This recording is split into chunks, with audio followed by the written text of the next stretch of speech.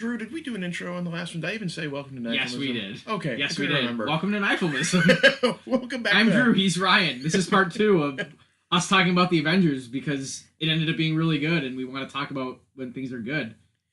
It's for the couple of you who may still be listening to us that are always like, "Wow, these guys hate everything." Yeah. No, I had fun with this. It got to the point where I was sitting there in the theater thinking, man, they haven't given me anything to really bitch about yet. And then they got to Wakanda, and I thought, all right, they can bring back the armored CGI rhinoceros, and I'll have something to at least complain about. And I did bitch about it after the movie, though. I'm like, oh, how does Wakanda still exist when they stand in rank and file like in fucking Rome Total War? Just because you have laser shields doesn't mean that that's archaic battle formation. I guess it works in a world of when you're living in a giant bubble.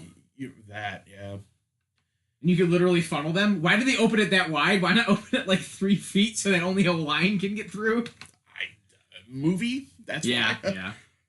But no, I was thinking, okay, it's Wakanda. They're going to bring back this awful CGI and try to recapture that from the last one. And because you know at that point that they're telegraphing like this is the big battle scene that they faked in the trailers, and I love that Marvel does this. If you notice the trailers, there's the Hulk in the trailers. You know what never happens in this movie? The Hulk after he gets bitch slapped by Thanos in the beginning of the movie. Oh, you're right. Marvel is really good at this now, and I hope they keep it up of subterfuge in their trailers. Because nobody does it anymore, and everything gets spoiled.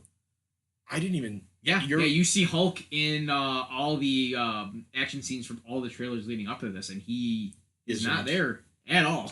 That's amazing. Yeah, they unless that was a last-minute change, but I think they deliberately are, like, doing this because they know people are going to try to analyze everything they see leading up to these movies. So I hope they keep it up so that people are floored by whatever they do in the final movie. Huh. Well, thanks for listening to the episode.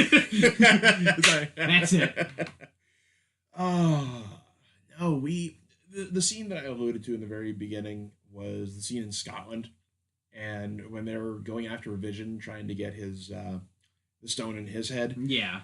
And I'm going to be totally honest with you. At that point, I was convinced this is going to be another 2-hour and 40-minute just CG fight scene that I was ready to check out. And it's partly because you were getting good character work there. Yeah. And then it's disrupted by fights. Yeah. I'm tired of that. I get it. It's a mixed audience in terms of age. And like you alluded to earlier, either children or dumb people may not... I think they knew the movie was going to... They knew the movie was going to run long, so they felt they had to put in a little bit more conflict and that's okay. Some of the action actually felt like there was a bit of tension even during the final battle. Because there was actually something at stake. It's not just, oh, he landed, let's fight. Like, okay, we need to buy time to get that stone out. Though, while that fight scene did disrupt some good character stuff, I do like how it wasn't signaled, and the same with how when Ebony Maw showed up outside the Sanctum Sanctorum, because you're like, okay, we're getting the plot spill, like. Because in this movie, unfortunately, all Bruce Banner does is basically plot spill, which kind of sucks, because it felt like Mark Ruffalo didn't have anything to do in this movie. So he's the last season Brienne of Tarth of... he's the like, I've been out in space while you guys were fighting each other. You got to tell me about that later, but, like, let me get you caught up on everything that's going on. But, like, you have that scene and you're like, okay, here's the info dump. And then, like, in the middle of the info dump, like, stuff starts happening. And you're like, oh, it's nice to see these characters get blindsided by something. Mm-hmm. And then that also happens with Vision and Wanda, but at that point you're like, okay, we already got like the whole like caught unaware situation, and we don't need a 5-minute fight here, but you get a 5 to 10 minute fight there. And that was, I think, the only time that they went a little too excessive. And there were a couple of set pieces too during the fight where they tried to steal the glove that I thought, okay, that scene maybe could have been left out, because 2 hours and 40 minutes is pushing it. Please, Marvel, keep it to 220, 230. I think you can say what you need to say in that amount of time. Yeah. But like we were saying though, if you wanted to do a more muted movie, it would feel like it runs longer if you didn't have those occasional bouts of action. But I mean, I feel like if you had them, if you had that, it all happen around the same time, because it's like you have, if I'm remembering right, you have New York getting attacked, and then you have Peter and Tony going up on the ship, and then you have the cut to Wanda and the Vision hanging out, and then they get attacked. If that all happened at the same time, it would have made more sense if it was like, oh, we can quick strike and get everything we need from Earth right away. Okay. Yeah. I see where you're going. But I felt like you can't do that and have it feel not like a terrible Michael Bay Transformers movie where 400 things are happening at the same time and you can't juggle them all. But no, but like I said, it's to me the action scenes made it feel like it ran long, except for pivotal action scenes like the battle on Titan, which was one of the greatest things I've ever seen in CGI. When Thanos pulls parts of the fucking moon. Yeah. Okay. Okay. Since we're drinking, reviewing off, the use of all of the Infinity Stones was awesome. The fact that, yeah, like, I can turn you into, like, noodles because I have the Reality Stone, or I can change what the actual setting is because I have the Reality Stone. That kind of stuff is what you needed. Because any other movie would just be like, yeah, you've got glowing gems on a thing, punchies, explosions, that. Like, no, like, every stone did what its power was, what its effect was. And it... Turning a laser into bubbles at a pivotal moment. Like, oh, like just... And when he reverses time. That's the best. Because... You thought the good guys won, or at least slowed them down. You knew where that was going, right? Because you watched Doctor Strange. So right. you knew that the Eye of Dormammu, or no, the Eye of Agamotto, or the Time Stone was able to reverse what was happening. So you knew she did that, and then she just gets erased. Speaking of... To have to do that and then realize it was for nothing, then you just get erased.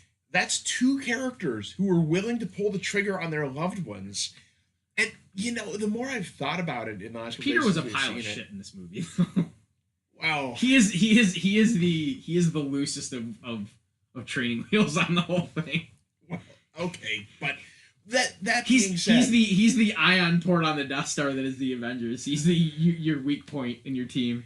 Let's really talk about self-sacrifice and how this movie versus The Last Jedi with what's his name? God, he was about to crash the he was about to with Finn. With Finn. Thank you. With Finn and then Rose. The most awkward forced romantic subplot ever. Yeah, but so that movie was could have been, oh great, this character had an arc where he sacrificed himself. This movie actually debates self-sacrifice. I think when like going back to talking about Tony, I think this built up him actually doing that in the next movie. I think he was getting to the precipice of, no, I will give my life for this. To when they lose Spider-Man, he's like, I'll kill myself to bring that kid back. And if they decide to go that way in the next movie, then I will tip my hat to Marvel for actually moving past where I thought they ever would have gotten. They've gotten very close with this one. I want to see you've hit an infield probably triple. I need to see you run the bases. Well, the thing is, because you have so many movies, you have the character development here. Because Civil War, for what it proved that Tony Stark is a sentimental character. Yeah. He literally built like a virtual reality where you could relive your own memories. You really don't think he's gonna feel like it's his fault that Spider-Man's dead? Oh, of course. And he sasays that in Homecoming, he's like, anybody you lose is on you. If you get hurt, it's on me. Yeah, and that excellent setup for another movie. I meant to say in the park home run, that triple inside the park home run. Yeah, that's what I meant to say, but the ball in the alley or the misplayed ball. That right. Yeah, but again, I need to see them run the. But moving back to what you just said, it kind of sucks that you do need to have seen all of the movies to really get that, though, because if we hadn't seen Homecoming, would you have really gotten that as much out of Tony? No, because you really need to see Homecoming to be like that he's the surrogate father. reluctantly too, at least through most of that movie. But by here, I think you realize it's starting to hit him that like, no, this kid needs me. He's the Steve from Stranger Things. Yeah. Should we talk about how this movie does subvert expectations, but properly? Sure, go ahead. Like Iron Man not dying and it not being super groan inducing. Cap not dying. This whole time, with that scene where you see him holding back Thanos' glove, I thought was supposed to be, like you said, the subterfuge in the trailers. Yeah. I was expecting something totally different. I was too, yeah. The thing is, Cap is my favorite Avenger, even especially in the movies. He hasn't grown since Winter Soldier, character-wise, at all. He's very. I don't want to say. I mean, the only thing they did was they kicked a bit of dirt on him in terms of him being more loyal to Bucky than to, like, the law. So he went from lawful good to chaotic good. Yeah, I guess. If you're gonna use that, but. Yeah. But he didn't have much to do here other than rallying the troops and kind of bridging the gap between him and Tony. But I mean, a lot of that just gets swept under the rug because of the circumstances. I wonder if they're, and this is what we were talking about, teasing it with now, the only Avengers left are, curiously enough, the original Avengers. You have the groundwork to do a really character-driven finale to this two-parter. And I really hope they don't drop the ball here because they set it up so well with this movie that if the next movie is 50% Thanos dealing with the fact that he's not over what he did to Gamora, even though he achieved what he wanted to, which I think is going to be what I think what's going to happen with him is he's going to start seeing her in visions and he's going to kind of go off the handle and start trying to use the gauntlet to try to cure his own guilt somehow.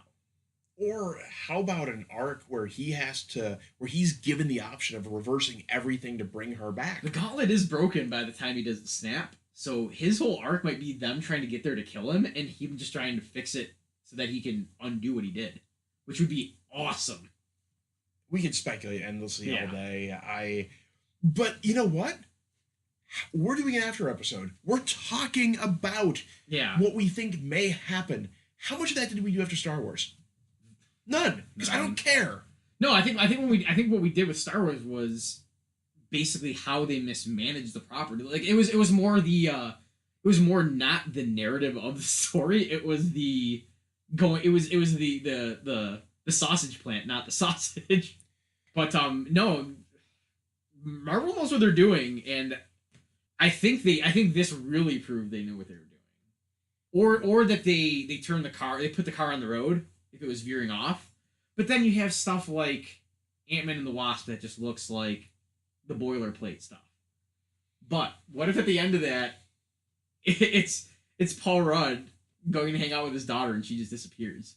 Oh, Jesus. Oh, speaking of which, I was really sort of darkly hoping that the first time you would see Hawkeye in this movie is in the last scene and he just disappears. No, what I think is going to happen is the next movie is going to open with him and his entire family disappears at dinner or something.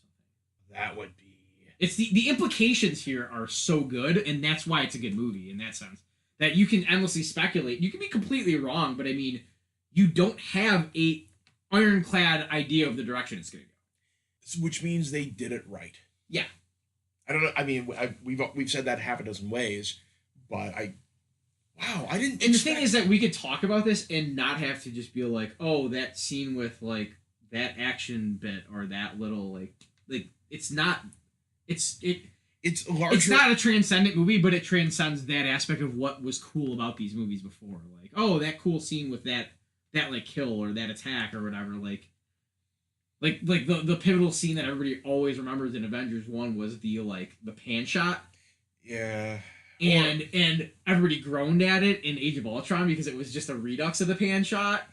Or when Ant-Man goes supersize in Civil War, people talked about. That was sold for laughs. Yeah.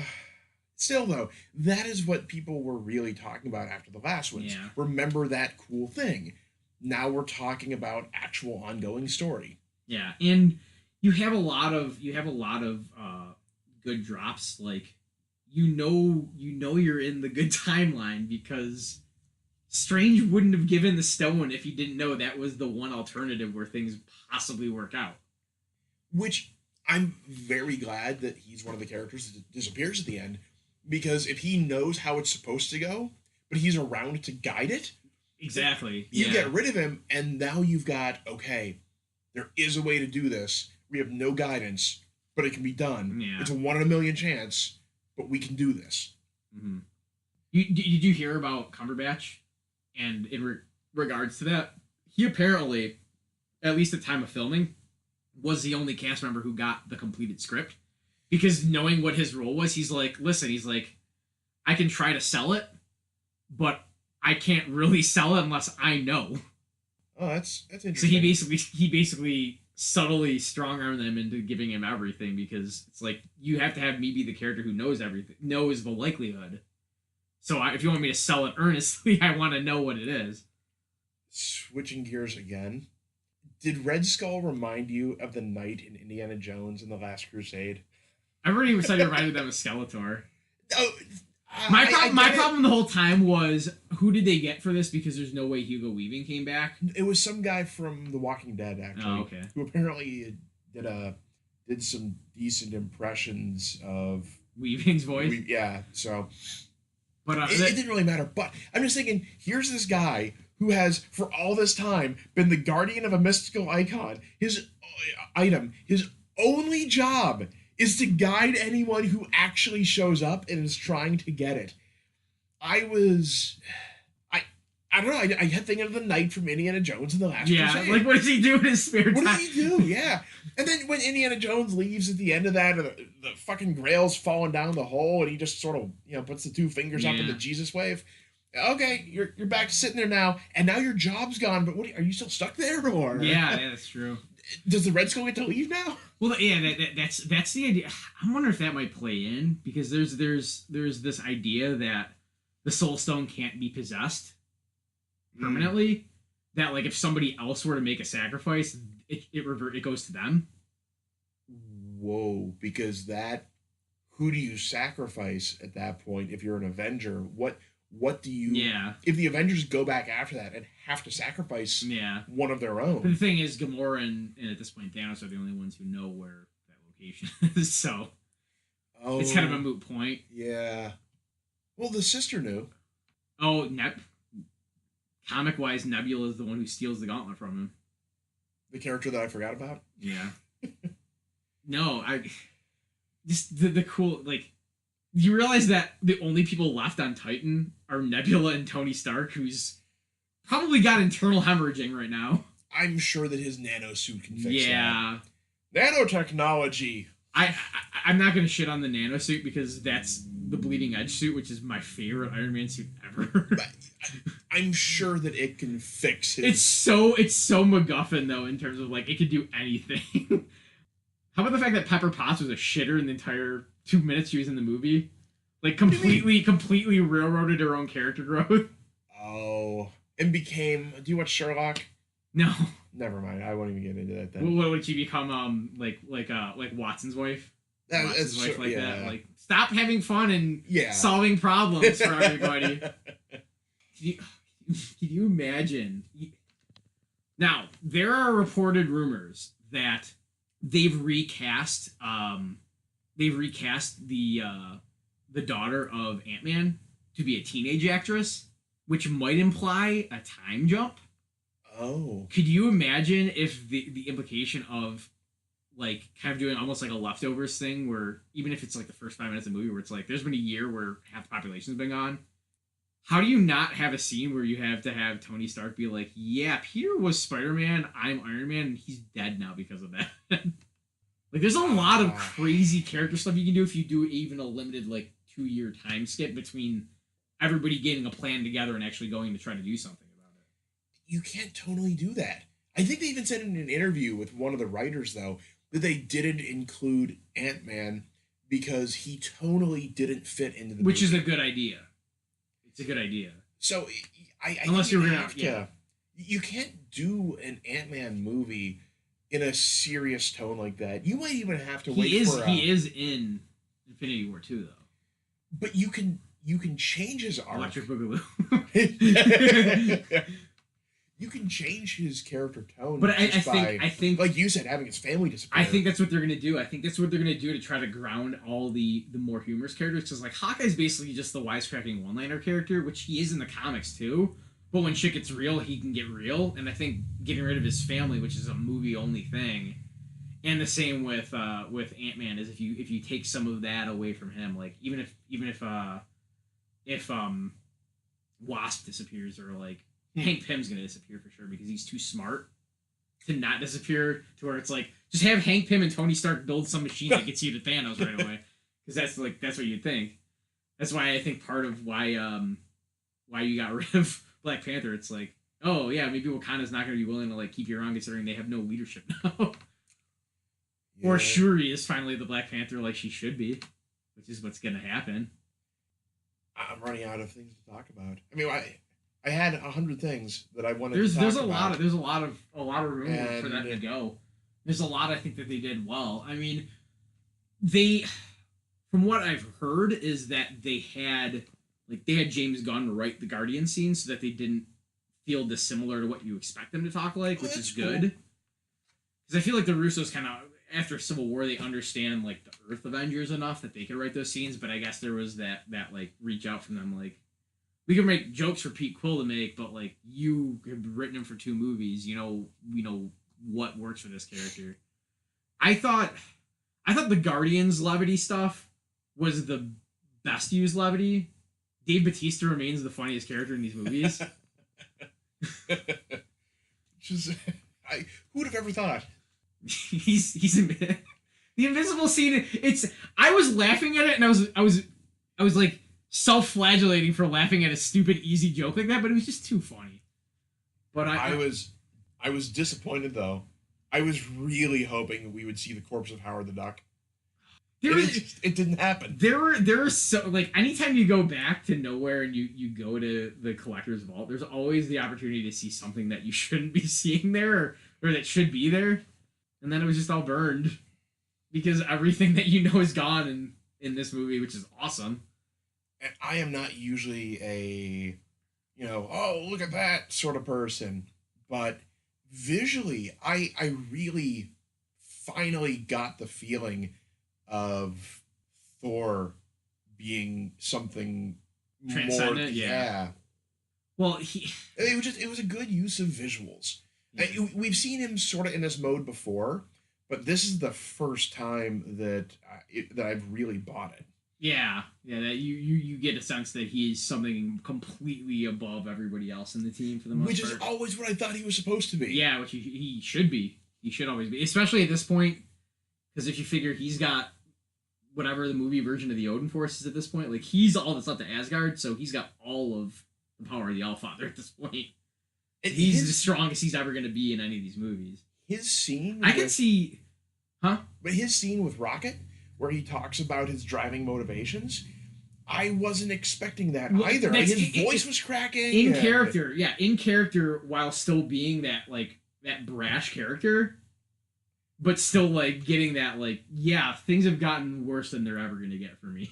So I might as well just try to roll with it and do what I can. And I'll put that up there almost with the Tom Holland and Downey Jr. scene at the very end. It was the moment in the movie. There were 3 moments in the movie where I really bought the emotions. That Thanos sacrificing Gamora. Yeah. Any final thoughts to close this out? I just like that this got me interested again.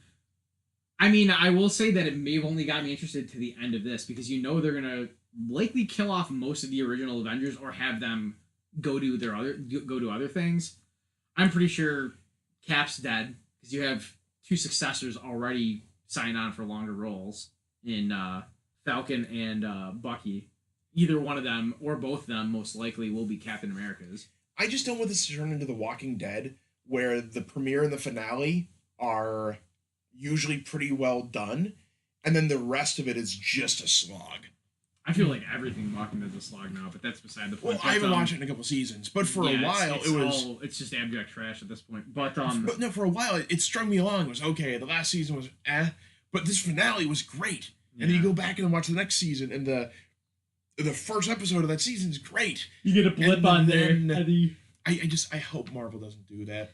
No, I hope they realize they're gonna hemorrhage some viewership with what's likely the new Avengers, going into a new Avengers franchise. We didn't even talk if they're very likely to have an emotionless Vision in the next movie. He's not dead. He's just gonna have a robotic personality, I would imagine. He's even gray like he was when he did lose the Soul Stone in the comics. But no, they're probably gonna keep some of the newer characters like Spider-Man, Ant-Man, Captain Marvel's coming out before Infinity War. From what I can gather, they've said that Ant-Man and Wasp is before Infinity War, which, like I said, the end of that could be the snap, which is going to be awesome if they do that, even if it's the after credits. It would have to be, because if you haven't seen the movie and all of a sudden everyone just disappears 3/4 of the way it through comes the out movie, far enough after this that you would have had to have seen it if you're gonna go see Ant-Man and Wasp. You've seen Avengers. On principle, though. Yeah, and then every movie should stand alone to some degree. True. You shouldn't need that big of a plot point to be from a previous movie. And then they've already confirmed that Captain Marvel is going to take place in the 90s. Oh. Yes, Captain Marvel's taking place in the 90s, so there's a lot of gap there to fill in where she's been the entire time this is all happening, especially since Thanos is from space and all that. But there's enough ground there that you probably could do 2 movies if you want to have her catch up before she shows up in the second movie. But from what I've heard, it's the first real example of, no, we're going back for a movie to establish a character that will be important in the second of the 2-parter. At the end of the day, though, as we wrap this up, just to reiterate from the beginning of part 1, I'm just glad that this was not superheroes punch villain bad for bad's sake. No, it did, like I said earlier, it did everything it achieved to do and did it well. And what was I gonna say? Did everything it achieved to do, did it well, and did it creatively enough that those who are burnt out are not likely going to be burnt out. I guess I'm back. This went from a movie franchise. The first Iron Man was something new. You know what? I'll equate this to you. You know what it is? It's kind of like The Wire. I can acknowledge that I bet The Wire's amazing. I just have no interest in watching it right now. I mean, maybe if I had time. I feel like that's what Marvel was becoming. It was, yeah, I know it's quality. I've heard great things, but like, I don't need to be into it. And this is I'm back into it. Not like at full bore, but I want to see the next one. Yeah, right. And we could do an entire episode just comparing this to Star Wars if we wanted to. Yeah. Of everything this did the right. Same, it's essentially the same studio, but I don't know. I'll end it with this. I think it's hilarious that we've kind of come back around on what they were trying to do with these movies, in a way. Which is because this is 10 years of Marvel movies, and the whole idea of these movies was to we've got a convoluted history for all these characters in comic format. And they're good characters. We just want to get them out to a wider audience. But it's come around to the point where you're at a movie 10 years in that you have to have invested all of the time to have seen all of it.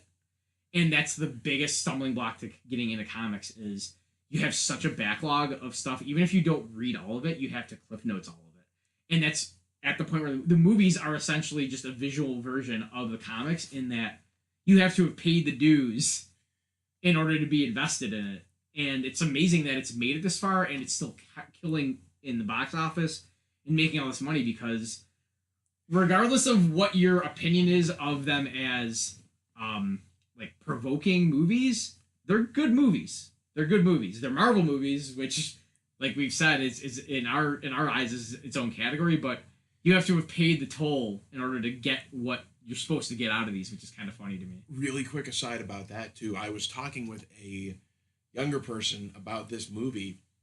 This person is 19 and pointed out that Iron Man came out when he was 9. So he has spent his entire life catching up. Well, not catching up, just watching these movies. He saw Iron Man when it was new, when he was a kid. And now as a late teenager, he has spent his whole life. I think we should have somebody like that on an episode. Like maybe as an aftermath of God willing, God willing, to use the colloquialism that we are still doing this. Was it next year? Next year when it comes out, that would be a great like roundtable of those of us who I was in. You and I are basically the same age. I graduated the day Iron Man. I saw Iron Man from college. I got my bachelor's diploma, and then we can go to eat or we can go watch Iron Man. Let's go watch Iron Man. Yeah, I graduated a year ahead of you. Yeah, so I was out of college. Yeah, but we're of the same mindset that it would be nice to see somebody who this was their like to me like when I was 9 I was watching like Aladdin on repeat on VHS stuff like that. We didn't have anything like this when we were a kid. That we no that was intentionally structured. Yeah, or just something longevity. That was coming out every couple of years, like a series of movies that was that sort of. There was that. Yeah. Because, like, we didn't have stuff that was, like, made, like... I remember when I was a kid, I was watching Back to the Future, not knowing that was already 10 years old at that point. Star Wars! Yeah, stuff like that. But that's another episode. Enough riffing on Infinity War. It was really, really good, if you didn't get that out of... All this conversation. And I don't want to gush too much over it. I do have some complaints, mostly in the length, mostly in that some of the fight scenes were... It's for me. It's always that caveat. Like it's not gonna really make you think like the best movies will. But that's what we didn't really talk about. The whole self-sacrifice thing. We sort of touched on it, but this I want to commend Marvel again for actually getting into at least broaching the topic of okay, well, Captain sacrificed himself and that was okay because he just went and did it and everyone was okay with it. But when someone wants to go and do it and they say it ahead of time, people insist on no. There's got to be another way. Bringing up that whole debate over self-sacrifice. So good on them for that because yes, they did some telling, but they did just as much showing through the actions of those characters. Yeah, and it's nice to get some actual maturity instead of shows of it that you get in a little bit of their other stuff. Exactly. And with that, we're going to wrap that up. We will be back soon. Thanks for listening.